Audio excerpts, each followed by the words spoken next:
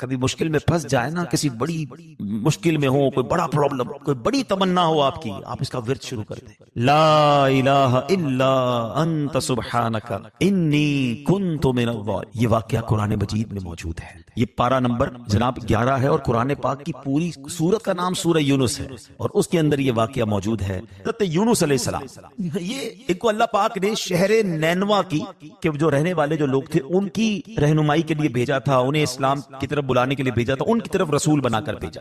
یہ موصل کے علاقے کا ایک بڑا شہر ہے، یہاں لوگ بت پرستی کرتے تھے، شرک کرتے تھے، معاذ اللہ بتوں کی پوجا کرتے تھے۔ حضرت یونس علیہ السلام ان کو جا کر ایمان کی دعوت دیتے، اللہ وحدہ لا شریک کی طرف بلاتے رہے، مگر ان لوگوں نے بہت بدتمیزی کی، حضرت یونس کو جھٹلایا، آپ کی بات کو انکار کیا اور سرکشی کی۔ حضرت یونس علیہ السلام نے خبر دی کہ ان قریب اگر تم اب ایسا نہیں مانو گے نا، تم پر عذاب آ جائے گا۔ اب یہ شہر کے لوگوں نے میٹنگ کی۔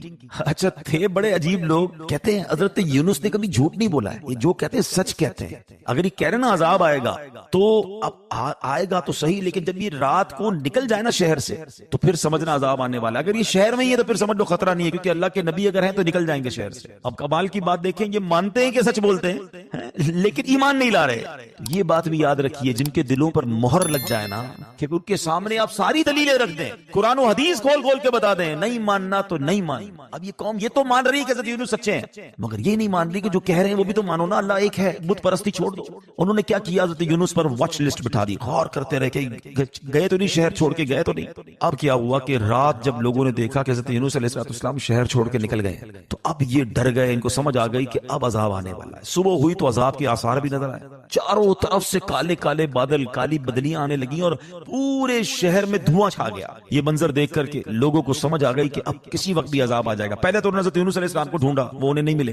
اب جب لگا کہ اب تو ہم مارے گئے، تو انہوں نے کیا کیا، اپنی عورتیں لیں، اپنے بچے لیے، اپنے مویشی لیے، اور یہ سب کے سب پرانے کپڑے پہن کر، پھٹے پرانے کپڑے پہن کر میدان میں نکل پڑے، اور اللہ کی بارگاہ میں روتے ہوئے توبہ کرنے لگے۔ خاک سر پر ڈالی، شوہر نے بیویوں کو الگ کر دیا، مائیں بچوں سے الگ ہو گئے، سب رونے دھونے میں اللہ کی بارگاہ میں گریا وزاری میں لگ گئے، خوب توبہ کرنے لگے۔ جو مظالم انہوں نے آپس میں کیے تھے ایک دوسرے کو، اس کو بھی معاف کروایا، جتنی حق تلفیاں ہوئی تھی ایک دوسرے سے معافی مانگنے لگے، یعنی اللہ کی رحمت کو پکارنے میں لگ گئے، ایسی سچی توبہ کی، اور اللہ سے کہا کہ یا اللہ، حضرت یونس جو تیرا پیغام لائے ہیں اس پر بھی صدق دل سے ایمان لاتے ہیں۔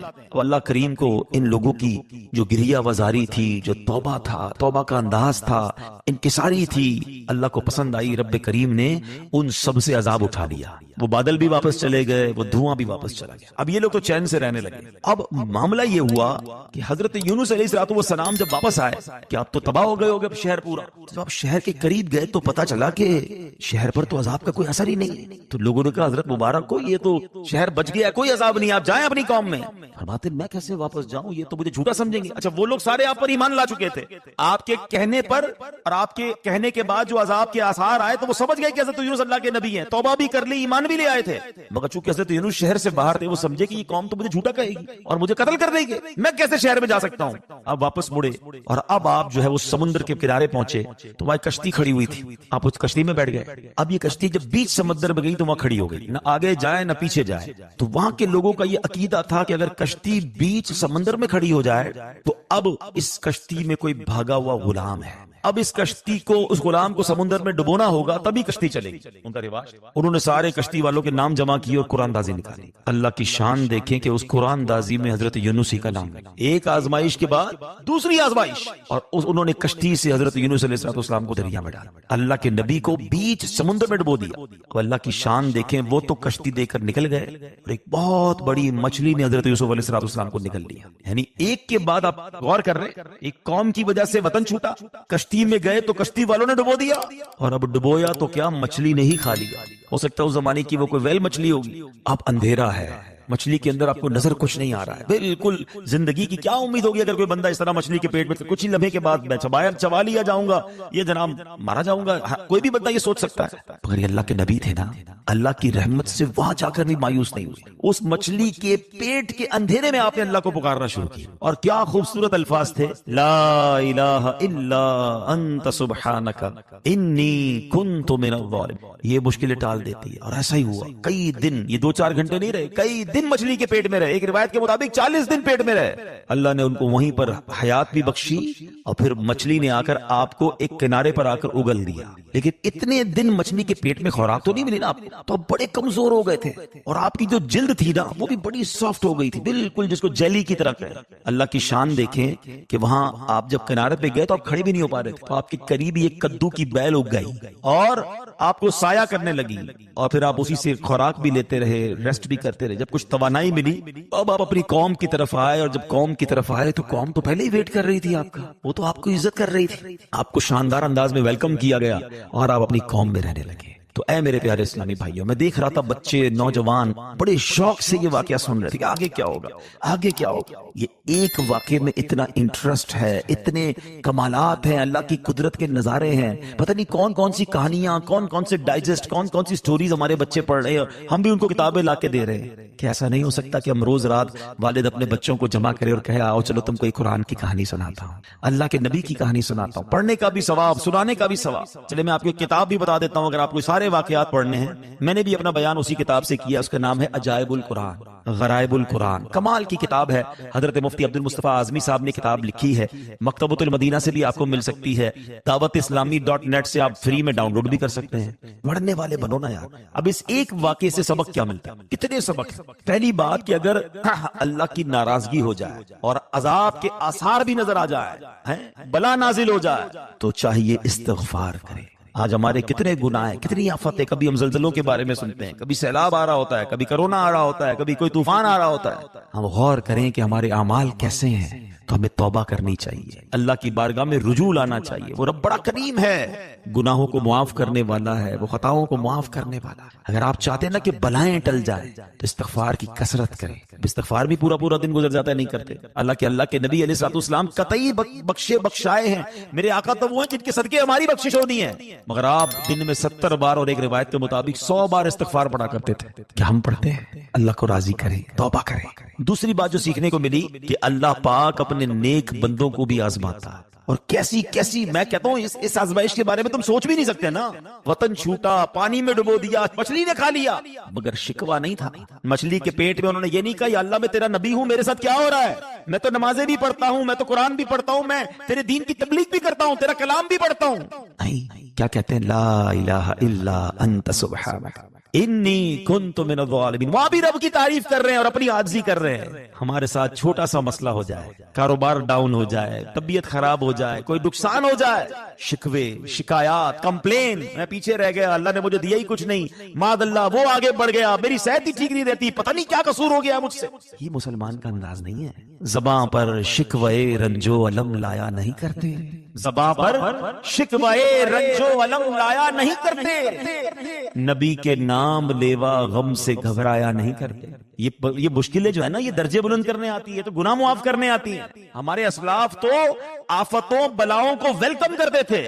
حضرت فتح موصلی رحمت اللہ تعالی کی زوجہ کے بارے میں آتا ہے, ایک بار کہیں جا رہی تھی, پیر پہ ٹھوکر لگی, ناخن اکھڑ گیا. کبھی ناخن پہ چوٹ لگی, آپ کو یاد پتا ہوگا کہ پنجابی میں کہتے ہیں لگ پتا جاتا ہے, اتنی تکلیف ہوتی ہے. آپ مسکرانے لگی, تو کسی نے کہا کہ آپ کو درد نہیں ہو رہا جو آپ مسکرا رہی ہیں؟ تو فرماتی درد تو ہو رہا ہے, مگر میں اس درد پر جو صبر کروں گی اور جو ثواب ملے گا نا, وہ یاد کر کے مجھے مسکراہٹ آ رہی ہے. اسلاف تو ایسے ہوتے تھے, اور ہم چھوٹی سی مشکل پر شکوے شکایات نہیں.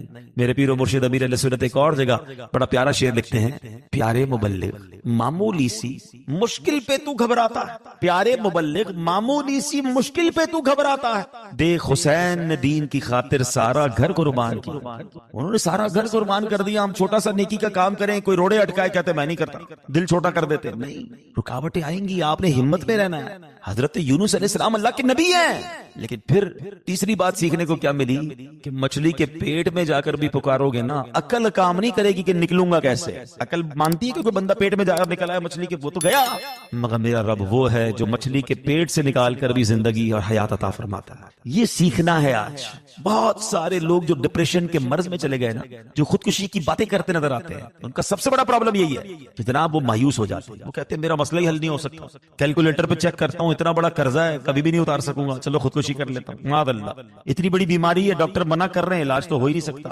اتنا بڑا گھر میں مسئلہ ہو گیا ہے, میں اس مسئلے سے نکل ہی نہیں سکتا. اپنے دماغ سے فیصلے کرتے ہیں. یقیناً میرے پیارے اسلامی بھائیو, جو مشکل آپ کے سامنے ہے وہ آپ کے لیے اور میرے لیے بڑی ہے, میرے اللہ کے لیے بڑی نہیں ہے. ان اللہ علی کل شیء قدیر. بھروسہ تو کرو نا, میری عقل تھوڑی ہے نا, میری طاقت تھوڑی ہے, میں اس رب کا بندہ ہوں کہ جب چاہتا ہے تو حضرت یوسف کو اندھیرے کنویں سے نکال کر مصر کا بادشاہ بنا دیتا ہے. جب وہ چاہتا ہے تو دریائے نیل حضرت موسیٰ اور ان کے ساتھیوں کے لیے راستے نکال دیتا ہے. جب وہ چاہتا ہے تو بہت بڑی آگ کو حضرت ابراہیم کے لیے باغ بنا دیتا ہے. اس رب کا اصل میں وہی والی بات ہے, قرآن پڑھتے نہیں, سارے واقعات قرآن میں موجود ہیں, تو یقین کیسے ہل جاتا ہے ہمارا.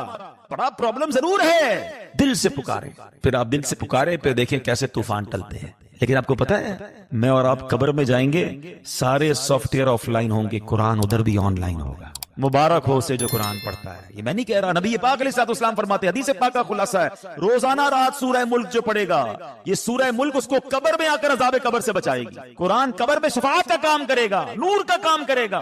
مگر نہیں, قرآن سے دوری ہوتی جا رہی ہے. نہ کرے ایسا, خدا را نہ کرے. اب پڑھنا شروع تو کرے, پھر دیکھیں کیسے رحمتیں برستی ہیں, کیسے مسئلے حل ہوتے ہیں. پوچھو قرآن ہے کیا, مولا علی شیر خدا سے پوچھو. ہاں, مولا علی کہتے ہیں جب میرا جی چاہتا ہے میں اللہ مجھ سے بات کرے, میرا جی چاہتا ہے جب کہ رب مجھ سے بات کرے, کہتے ہیں میں قرآن پڑھنے لگ جاتا ہوں. کلام, قرآن کس کا کلام ہے بتاؤ نا, اللہ کا کلام ہے نا. تو whenever I read قرآن, اس کا مطلب کیا, وہ اللہ بات کر رہا ہے مجھ سے.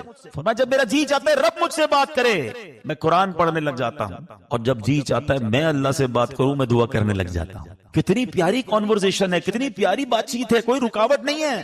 دنیا کے بڑے آدمی سے ملنے کے لیے آپ کو ٹائم لینا پڑتا ہے, سیکرٹری بیچ میں آتا ہے, ہماری زبان اگر وہ نہیں سمجھتا تو ٹرانسلیٹر چاہیے. اللہ سے بات کرنے کے لیے کوئی ٹرانسلیٹر نہیں, کوئی سیکرٹری نہیں. جتنی اللہ سے باتیں کرنی ہے کرو نا.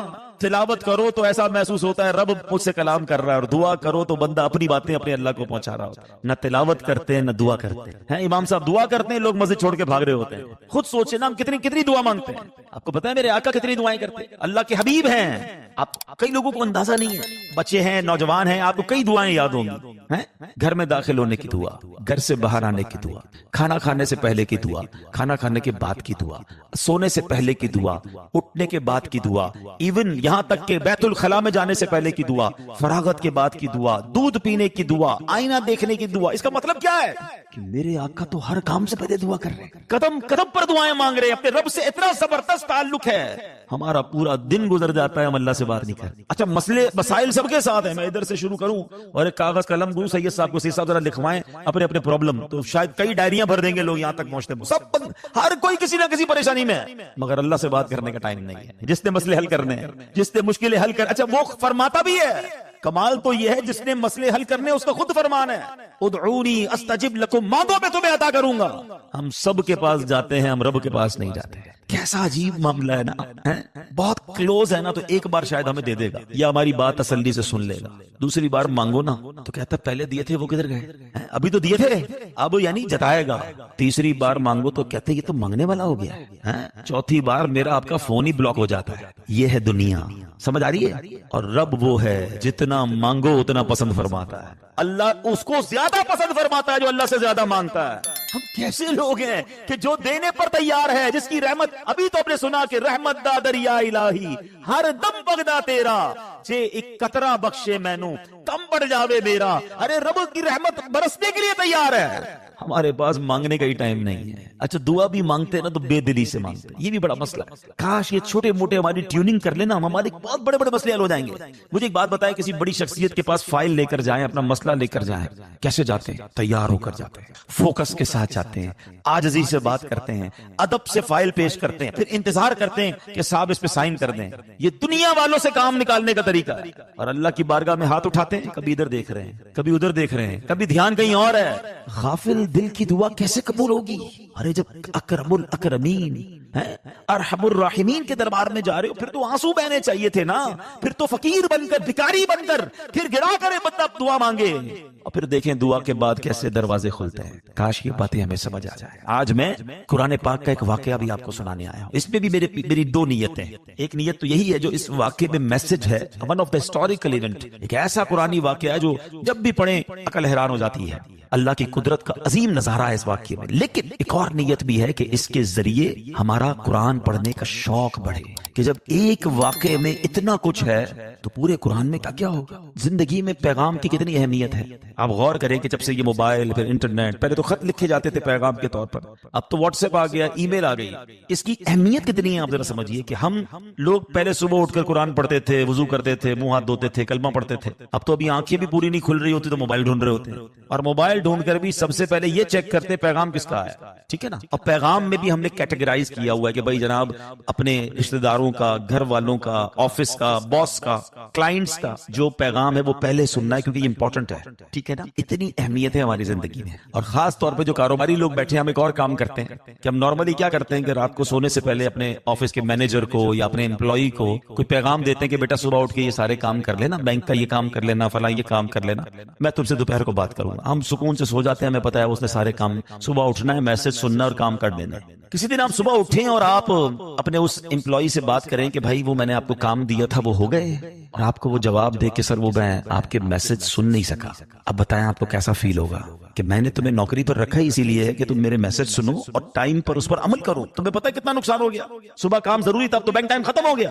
میرا اور آپ کا پیغام کوئی چند گھنٹے نہ سنے تو ہمیں برا لگتا ہے. اللہ کا پیغام ملے ہوئے کسی کو 30 سال، کسی کو 40 سال، کسی کو 50 سال ہو گئے ہیں. کیا سب نے قرآن پڑھ لیا ہے، سمجھ لیا ہے؟ اللہ کا پیغام آ چکا ہے ہمارے پاس، ہم سب کے گھروں میں قرآن پاک ہے، مگر پڑھنے کا ٹائم نہیں، سمجھنے کا ٹائم نہیں. اچھا، ایک تو پورے قرآن کو پڑھنا ضروری، اچھی بات ہے، مگر کیا آپ کو پتا ہے قرآن مجید فرقان حمید میں 89 تقریباً 90 آیتیں وہ ہیں جس میں اللہ کریم نے مجھ سے اور آپ سے براہ راست بات کی ہے، ڈائریکٹ. یا ایھا الذین آمنو کہہ کر، او یو بلیورز، ایمان والے کون ہیں؟ ہم سارے ہیں نا الحمدللہ. یعنی مجھ سے میرے رب نے کیا بات کی ہے، کیا کم از کم وہ پڑھ لی ہم نے. اب بندہ کہے قرآن تو عربی میں حضرت ہم تو میر پوری بولتے ہیں، تو بھائی یہ تو بہانہ نہیں چلے گا نا. علماء نے تو ترجمے بھی لکھ دیے، کتنی زبانوں میں ترجمے، تفسیر. دعوت اسلامی نے تو کمال یہ کیا کہ ترجمہ بھی دیا، تفسیر بھی دی، نہیں پڑھ سکتے تو آڈیو میں بھی دیا، کم از کم سن لیں. مگر وہ پڑھنے کا بھی سمجھنے کا ٹائم نہیں. کیا اللہ کی بارگاہ میں یہ جواب چلے گا کہ اللہ بڑا بیزی تھا، اپنی فیملی کے ساتھ بیزی تھا، کاروبار میں لگا رہتا تھا، قرآن تھا میرے پاس، میں نے قرآن سے تعلق رکھا تھا، اس کو چومتا تھا، اس کو جلدان میں رکھتا تھا، کبھی گھر میں کوئی انتقال ہو جاتا تو فاتحہ میں قرآن پڑھواتا تھا، نئی دکان لیتا تھا تو وہاں قرآن پڑھاتا تھا، بس اتنا تعلق تھا، باقی پڑھنا نہیں تھا، سمجھنا نہیں تھا. سچ بتاؤ کیا یہ جواب چلے گا؟ اپنے دل سے پوچھیں. اللہ نے مجھ سے اور آپ سے بات کی اور ہمارے پاس ٹائم ہی نہیں ہے پڑھنے کا، ابھی تک پڑھا ہی نہیں ہے. میں ایک واقعے سے آپ کو ہماری قرآن سے دوری کا احساس دلاتا ہوں. ایک صاحب نے اپنے گھر پر قاری صاحب کو بلایا، ہر سال دعوت کرتے تھے مسجد کے امام صاحب، تو دعوت کی، کھانا وانا لینے گئے، کھانا کھلایا، بڑے اچھے طریقے سے دعوت ختم ہوئی، امام صاحب چلے گئے. بیٹا کہتا ہے ابا جان میرے بہت بڑی رقم یہاں پڑی ہوئی تھی، جہاں امام صاحب بیٹھے تھے نا کھانے کے لیے کمرے میں تھوڑی دیر کے لیے باہر گیا تھا کھانا لینے، واپس آیا ہوں رقم نہیں ہے. والد صاحب کہتا ہے بیٹا کیسی بات کرتے ہو، امام صاحب تھے بڑے نیک آدمی، وہ تھوڑی چوری کر سکتے ہیں. کہتے میں بھی نہیں کہتا چوری کی، لیکن جب وہ گئے پیسے بھی غائب ہو گئے، بہت ڈھونڈا نہیں مل رہے. تھوڑے عرصے بعد امام صاحب پھر آئے گھر پہ، 1 سال بعد پھر کھانا پیش کیا، وہ بچہ تھا، اس کے پیسے تھے، اس کو یاد تھے. اس نے ڈرتے ڈرتے کہا امام صاحب وہ ایک بات کہوں گا، ذرا ناراض نہیں ہوئیے گا. کہا بیٹا کیا کہنا چاہتے ہو؟ کب میں آپ پچھلے سال آئے تھے نا ہمارے گھر پہ، تو آپ جہاں بیٹھے تھے میری اچھی خاصی رقم وہاں پڑی ہوئی تھی، آپ گئے اس کے بعد سے وہ رقم ہی نہیں مل رہی. امام صاحب رونے لگ گئے. وہ بیٹا کہتے معاف کیجئے میں نے آپ کو چور نہیں کہا، لیکن میں سوال کر رہا ہوں، آپ نے پیسے دیکھے تھے؟ آپ نے. آپ فرماتے بیٹا وہ جو سامنے قرآن پاک پڑھا نا ذرا اٹھا کے رہا. وہ نوجوان قرآن پاک لے کر آیا، آپ نے فرمایا اس کو کھولو. اس جلدان کو جب کھولا گیا تو اس میں وہ پیسے پڑے ہوئے تھے. امام صاحب نے کہا تم جب کھانا لینے گئے پیسے بکھرے ہوئے تھے، میں نے سوچا ادھر ادھر ہو جائیں گے، قرآن میں رکھ دیتا ہوں، روز تلاوت کرتے ہوگے تمہیں مل جائیں گے. میں رو اس لیے رہا ہوں کہ میں 1 سال بعد آیا ہوں، پورے سال تمہارے گھر میں قرآن نہیں کھلا ہے. سچ بتائیں ہم کتنا قرآن پڑھتے ہیں؟ ہم نے قرآن سے تعلق رکھا ہے؟ یار بھائی جلدی سے نیا قرآن لے آؤ. کیوں نہیں؟ نیا گھر لے آؤ تو رکھوانا ہے، جلدی قرآن لے آئے، وہ اپنی نئی دکان پہ قرآن رکھوانا ہے، قرآن کا ختم کر. اچھا افسوس تو یہ ہوتا ہے اتنی بے تعلقی ہو گئی ہے قرآن سے کہ ہمارے گھر میں اگر اللہ نہ کرے کسی کا انتقال ہو، سویم ہے، 40واں ہے، فاتحہ ہے، بچے آئیں گے مدرسے کا قرآن پڑھنے کے لیے، جس کے والد کا فاتحہ ہے وہ اس میں بھی بیٹھ کے قرآن نہیں پڑھ رہا ہوتا، بچے پڑھیں گے، میرے ابا کے لیے بھی بچے پڑھیں گے، اپنی دکان پہ ختم کروائیں گے، خود دوستوں کے ساتھ بیٹھے ہوں گے اور مدرسے کے بچے قرآن پڑھ رہے ہوں گے. یار میں قرآن کیوں نہیں پڑھنا چاہتا ہوں؟ میرا دل کیوں نہیں لگتا قرآن پڑھنے میں؟ آج قرآن کی محفل میں آئے نا تو میں آپ کے دل کے دروازے پر دستک دینا چاہتا ہوں. حدیث پاک کے الفاظ ہیں، وہ دل ویران ہے جس میں کچھ قرآن نہیں ہے. پوچھئے سب اپنے آپ سے کہ ہمارے دل میں کتنا قرآن ہے. سوچئے نا, ہم اپنے بچوں کو حافظ بنا دیتے ہیں, بچوں کو مدرسے میں بھیج کے بعض اوقات لوگ کہتے ہیں میرا بچہ حافظ ہے, میرا بچہ قرآن پڑھ رہا ہے. بہت اچھی بات ہے, ہم کتنا خود قرآن پڑھ رہے ہیں؟ کیا قرآن میرے لیے نہیں ہے؟ یہ دل کا نور ہے, یہ قبر کا ساتھی ہے, یہ شفاعت کرنے والا ہے. صلو علی الحبیب صلی اللہ تعالی علی محمد صلی اللہ علیہ وسلم. آپ کے لیے زبردست وظیفہ لے کر آیا ہوں. تفسیر قرآن صراط الجنان کا مطالعہ کر رہا تھا. 22واں پارہ صراط الجنان پیج نمبر 143 اور یہ آیت نمبر ہے 26 سورہ سبا, اس کی تفسیر میں. تو کیا کمال کے دو اللہ تبارک و تعالیٰ کے ناموں سے خوبصورت وظائف ملے, الفتاح اور العلیم. یہ یاد کر لیجئے. علامہ اسماعیل حقی رحمۃ اللہ تعالی فرماتے ہیں الفتاح, یہ اسم مبارک کا خاصہ یہ ہے کہ اس کی برکت سے مشکلات آسان ہو جاتی ہیں, دل روشن ہو جاتا ہے اور کامیابی کے اسباب حاصل ہو جاتے ہیں. نماز فجر کے بعد جس نے سینے پر ہاتھ رکھ کر 71 ٹائمز اس اسم کو یعنی یا فتاحو یہ پڑھا تو اس کا دل پاک اور منور ہو جائے گا, اس کا کام آسان ہو جائے گا اور اس کی برکت سے رزق میں بھی وسعت ہوگی. اور دوسرا ہے العلیم, اس اسم مبارک کا خاصہ یہ ہے کہ اس کا ورد کرتے رہنے والے کو علم اور معرفت حاصل ہوگی. یہ بھی پڑھتے رہا کریں العلیم العلیم العلیم. اللہ تعالیٰ مجھے اور آپ کو اپنے ناموں کا اور اپنا ذکر کرنے کی توفیق عطا فرمائے.